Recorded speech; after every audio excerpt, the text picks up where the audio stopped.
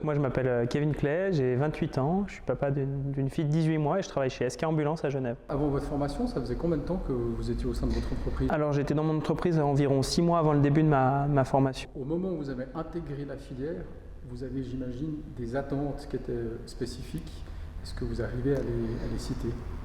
Oui, c'était me donner une base solide pour l'avenir, pour la suite, pour, comme je l'ai dit précédemment, vraiment avoir cette ressource théorique et pratique nécessaire à l'application du métier. Pouvez-vous décrire l'évolution constatée tout au long de cette formation qui a duré 9 mois en l'occurrence? Oui, alors au début, c'est vrai qu'on tombe un petit peu dans l'inconnu, on vient un peu avec notre vécu et puis on se rend compte qu'on est face à un petit peu des choses qu'on ne sait pas ou pour lesquelles on sait mais on fait peut-être mal de par la pratique antérieure. Et puis en fait au cours de l'année de la formation, grâce à cette progression pédagogique, on arrive vraiment à atteindre des objectifs qui sont vraiment propres à l'examen du brevet fédéral, je dirais au-delà à la pratique de technicien ambulancier. Vous avez été confronté à un quotidien.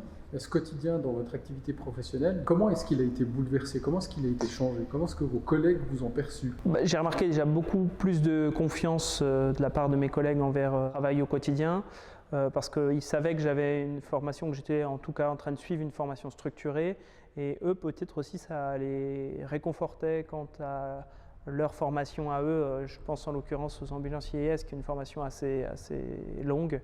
Donc voilà, ça les a vraiment aidés à prendre confiance en moi.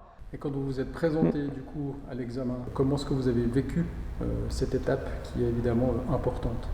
J'ai vécu avec beaucoup de stress, pour être honnête, mais aussi avec un peu plus d'assurance de par ce suivi de filière qui m'a permis d'avoir une base, avoir quelque chose de solide pour me présenter. Votre examen, vous l'avez réussi? Oui, j'ai réussi mon examen, oui, tout à fait. Félicitations. Merci.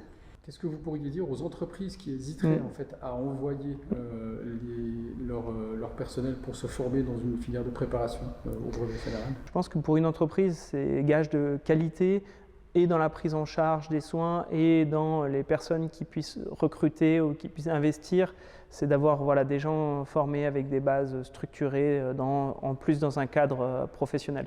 Si vous deviez résumer votre expérience en un mot?